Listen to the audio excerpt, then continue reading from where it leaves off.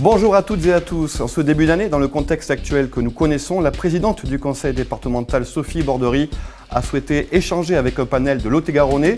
Ils seront avec nous autour de cette table pour revenir sur les temps forts de l'année 2021, mais surtout pour voir ensemble les perspectives de la nouvelle année.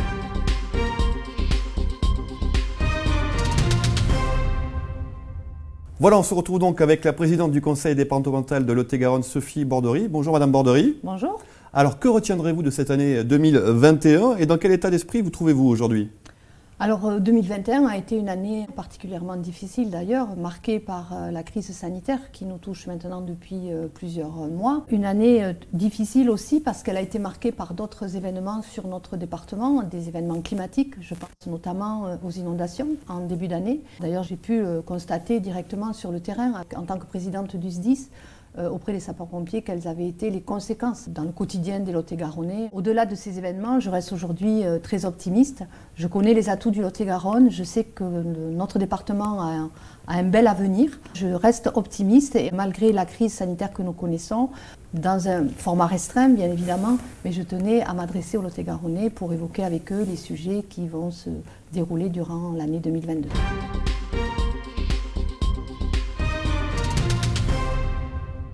Le premier thème que nous allons aborder concerne les relations intergénérationnelles. Rappelons d'ailleurs que l'une des missions du conseil départemental est d'accompagner les Lot-et-Garonnais tout au long de leur vie, de la jeunesse au grand âge. D'abord, on aimerait savoir ce que vous retenez de l'année 2021.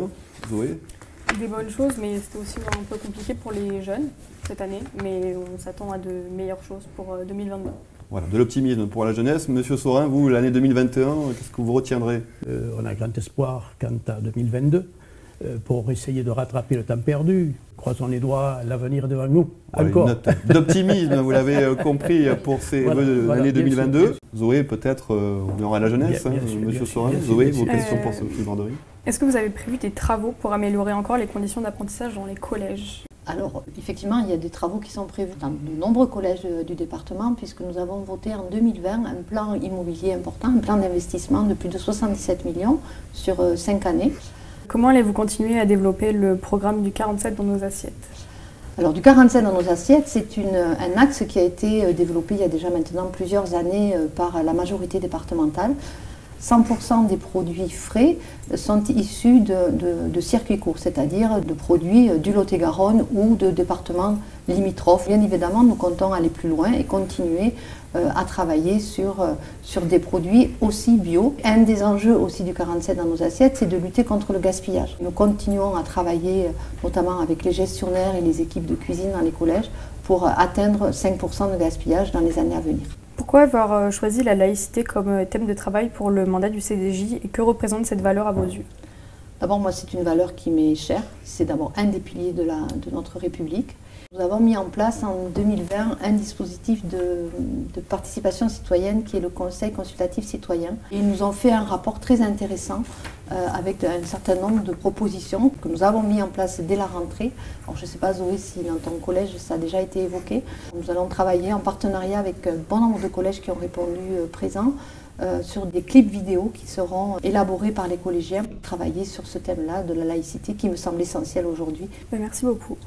Merci pour votre participation, Zoé. On va laisser la parole à Roger Saurin. Je rappelle que vous êtes président de la Fédération des aînés ruraux, Génération Mouvement. Merci bien et bonjour Présidente. Bonjour, monsieur Saurin. Grand plaisir de pouvoir venir souhaiter les vœux ensemble dans le département. Le nouveau modèle que nous avons, je crois, en cours sur l'habitat partagé. Comment pensons-nous avancer dans ce domaine-là? Effectivement, au détour de visite sur le terrain, on a pu constater qu'il y avait un nouveau besoin qui était en train d'émerger, à savoir la volonté pour ces personnes-là de rester à domicile, mais pas forcément dans leur domicile, parce que souvent, domicile inadapté, parfois isolé. Donc il y a un nouveau dispositif, vous l'avez évoqué, l'habitat partagé ou habitat inclusif, qui permet à ces personnes d'avoir un lieu privatif et en même temps un lieu qui est partagé avec d'autres personnes, souvent du même âge, ou pas forcément d'ailleurs. Il y a un lien, voilà, c'est ça, il y a un lien social qui est maintenu. Donc nous nous sommes engagés effectivement à soutenir ce type d'habitat qui va se développer dans le département. Nous avons lancé un appel à projet avec un budget d'1 million d'euros pour à peu près une dizaine d'habitats partagés, en sachant que chaque habitat partagé contient en général 8 logements, donc ça veut dire à peu près 80 logements sur l'ensemble du département qui seront consacrés donc à de l'habitat partagé. Certains seniors veulent aussi plutôt de l'aide à domicile. Est-ce qu'on ne pourrait pas trouver des intermédiaires, des aides Alors aujourd'hui, il y a quand même un soutien inconditionnel de notre collectivité aux différentes fédérations d'aide à domicile qui interviennent, que ce soit l'UNA, la DMR ou d'autres structures associatives que nous soutenons financièrement.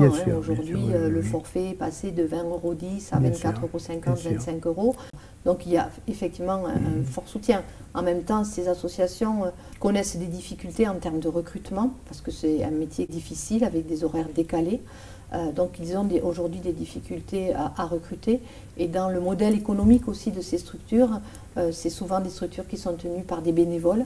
Et aujourd'hui, on sait quelle est la difficulté pour tout le monde associatif d'ailleurs. Vous avez aussi évoqué un sujet, je pense que vous parliez de l'inclusion numérique aujourd'hui, qui est un sujet aussi, et il ne faut surtout pas oublier les aînés, parce que eux aussi, évidemment, ils se sont mis, si je peux m'exprimer ainsi, mis à la page, et certains aspirent aussi à pouvoir se connecter pour pouvoir maintenir le lien social. On a pu d'ailleurs le constater pendant la période de confinement. Ça pouvait être un dispositif, au travers de tablettes, de pouvoir continuer à parler à ses enfants, à ses petits-enfants. Donc il y a effectivement nécessité à former et que les personnes vieillissantes puissent pouvoir s'approprier aussi ce dispositif, donc former. Mais je sais bien, Monsieur Saurin, que dans le cadre de votre association, vous avez déposé un projet dans le budget participatif, et j'espère que vous serez lauréat, mais à vous de vous battre pour que vous soyez retenu. Alors on évoquait avec Zoé tout à l'heure l'opération du 47 dans nos assiettes pour les collèges, mais je crois aussi que dans les EHPAD, et vous surveillez ça de près, Monsieur Saurin, j'imagine aussi, pour les seniors, ils sont concernés aussi, Madame Borderie. En effet, le dispositif du 47 dans nos assiettes va être déployé au niveau des EHPAD. Nous l'expérimentons sur 3 établissements. Nous avons la volonté d'étendre ce dispositif sur l'ensemble des établissements pour personnes âgées dépendantes.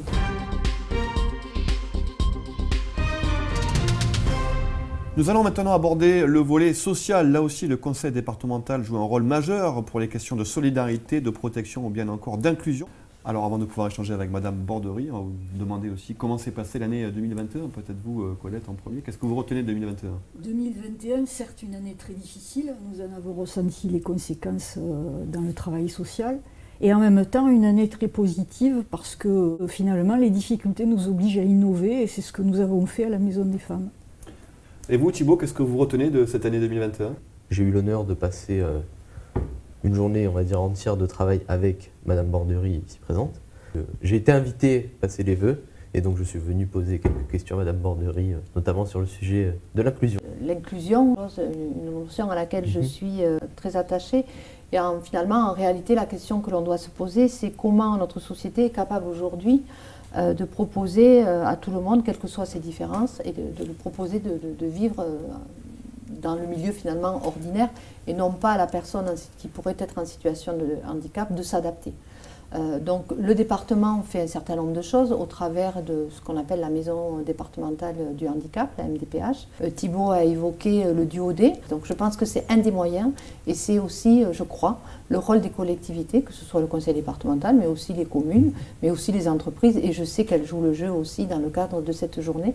Et je crois que c'est une très belle initiative qui est d'ailleurs à l'origine lot-et-garonnais. Après, nous allons inaugurer en janvier des logements pour des jeunes souvent atteints d'autisme qui vont pouvoir, parce qu'ils souhaitent, ils ont envie, ce souhait, ce besoin aussi d'avoir un vrai chez-soi, puisqu'aujourd'hui ils sont en institution et qui n'ont pas envie d'aller forcément dans un établissement. Donc là, nous avons travaillé avec une association pour leur proposer un logement autonome, tout en étant accompagnés, bien évidemment, parce qu'il y a une nécessité d'accompagnement, mais en même temps de pouvoir vivre quasi normalement, comme tout un chacun. Bon, Thibaut, merci et bravo pour ces questions très pertinentes. Colette Valla, donc je vous rappelle, vous êtes la présidente de la Maison des Femmes de Villeneuve. Vous pouvez échanger avec Madame Borderie. On imagine aussi que votre quotidien, c'est la lutte contre les violences faites aux femmes et la lutte pour l'égalité hommes-femmes aussi. Oui, alors je voulais demander à Madame Borderie, dans un premier temps, quelles étaient les compétences précises du conseil départemental en ce qui concerne ces thèmes de l'égalité hommes-femmes et de la lutte contre les violences. Et il me semble que le travail que nous devons faire doit tourner autour de 3 termes, c'est-à-dire protéger, éduquer et transmettre. Alors effectivement, comment le conseil départemental, notre collectivité, peut protéger, par exemple, pour lutter contre les violences faites aux femmes? Il y a plusieurs dispositifs que nous avons mis en place. Les intervenants sociaux en gendarmerie, par exemple. Nous travaillons aussi avec les associations, telles que la vôtre, la Maison des Femmes. Il y en a aussi de nombreuses sur le département qui font un travail formidable, aussi d'accompagnement, de soutien.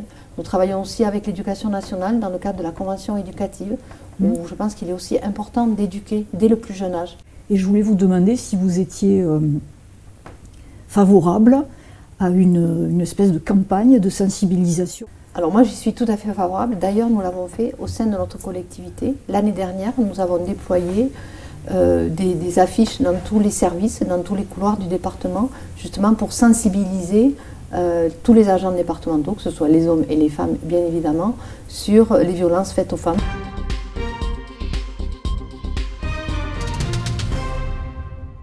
Enfin, pour terminer ce rendez-vous d'échange avec la présidente du conseil départemental, nous allons nous intéresser à l'économie du Lot-et-Garonne. Là aussi, le département participe activement à l'attractivité du territoire et accompagne quotidiennement les acteurs économiques pour garantir leur réussite et leur avenir. Nous allons d'abord vous demander ce que vous avez retenu de l'année 2021, Monsieur Edery, peut-être. On a su développer des produits nouveaux. On est devenu le centre d'essai en Nouvelle-Aquitaine capable de tester les masques. Qui aujourd'hui nous équipe pour lutter contre la pandémie. Des marchés nouveaux qu'on a su saisir, mais il faut reconnaître tout de même que notre plan de marche s'est singulièrement affaissé dans sa croissance. Et vous, Monsieur Blanchet, qu'est-ce que vous retenez de cette année 2021 ? Moi, je pense que l'artisanat, le commerce, l'économie, tout ça était dans un grand bateau qui a pris des vagues successives. Le côté positif qui ressort de tout ça, c'est que tout le monde a su se réunir. Je vois qu'il y a beaucoup de dossiers qui étaient difficiles et qui sont sortis de la tête de l'eau, et j'espère qu'on va continuer. On reste sur cette note d'optimisme pour ce début d'année et ce temps d'échange avec Madame Bordery qui vous écoute. On a des entreprises qu'il faut conserver, il y a de l'emploi qu'il faut assurer avec les entreprises déjà existantes, mais il y a aussi les entreprises à créer. Donc déjà, quelles sont les actions éventuellement que vous avez qui dépassent le champ et la frontière de notre territoire et qui nous permet de nous exposer et de démontrer cette attractivité? On peut aussi travailler sur la qualité de vie, ce que l'on peut apporter à par exemple un couple qui serait intéressé pour venir s'installer sur le territoire. Ça veut dire proposer des collèges de qualité, de proposer des formations supérieures sur notre territoire. Aujourd'hui, c'est possible. Aujourd'hui, on sait bien, on l'a évoqué tout à l'heure, Toulouse, Bordeaux, des métropoles congestionnées avec des problèmes aussi de locatifs pour des jeunes qui peuvent rencontrer des difficultés en termes financiers pour aller s'installer sur Bordeaux ou Toulouse, pour prendre ces deux villes en exemple. Mais par exemple, travailler sur des campus connectés, donner la possibilité à des jeunes de faire leurs études 4 jours par semaine sur le Lot-et-Garonne et pouvoir faire des études supérieures parce qu'ils sont en lien direct avec des facultés. Voilà, je pense qu'il y a plein de moyens aujourd'hui. Au travers de nos compétences, c'est effectivement continuer à déployer le numérique. Normalement, fin 2023, la fibre sera sur tout le département. Assurer des investissements forts dans les collèges pour que les jeunes s'y sentent bien et veulent y rester et que de nouvelles familles viennent s'y installer. Continuer à investir comme on le fait sur l'accès à des zones d'activité. On est souvent sollicité pour l'aménagement de ronds-points autour d'entreprises. Donc là, on essaie de faire en sorte que les entreprises, en tout cas, restent là et continuent à se déployer. Et il y en a plein, quand même, sur le département, que ce soit dans l'agroalimentaire ou l'aéronautique, des entreprises. Il y a des fleurons sur notre département et il faut les encourager à rester, à continuer à investir. Ma question portait aussi sur l'effort que vous faisiez pour aller finalement communiquer sur cette attractivité. Et moi, je suis parisien aussi de naissance. J'espère pas.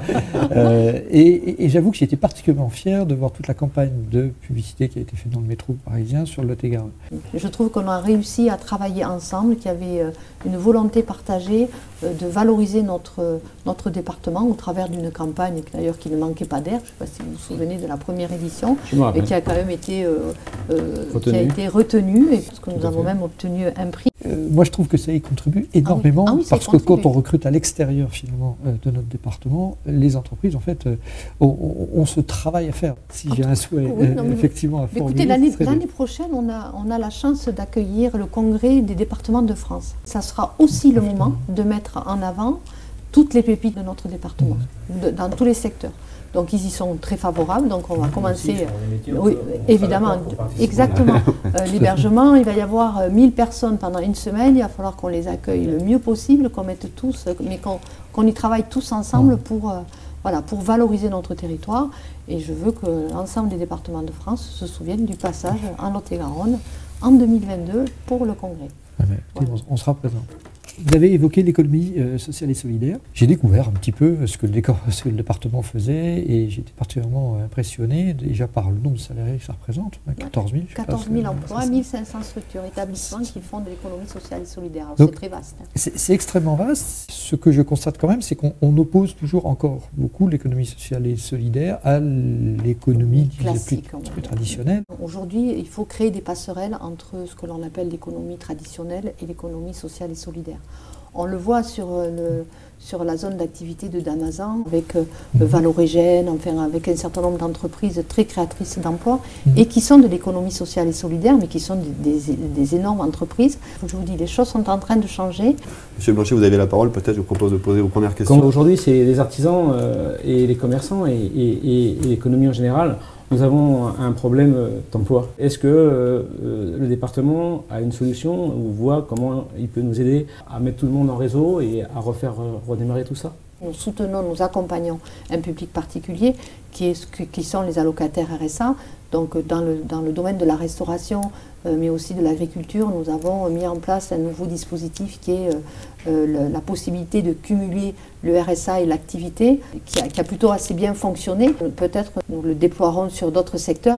Routes et infrastructures, c'est quelque chose qui évidemment relie tout. Et est-ce que vous avez penser à des restructurations, tout ça? Alors, il y a eu un engagement de campagne et nous sommes en train de travailler sur un plan départemental des routes qui est important, entre 120 et 150 millions d'euros, où évidemment, adossé à ce plan qui va concerner directement les routes départementales, nous allons travailler sur la mobilité du quotidien, sur les voies vertes notamment. Avoir la chance d'avoir un département où on est très bien accueilli et j'espère que notre département va encore continuer, grâce à vous, grâce à tout le monde, à aller dans ce sens. C'est vrai qu'il y a un aspect finalement positif de la crise, c'est que la crise a été un accélérateur de tendance pour notre département.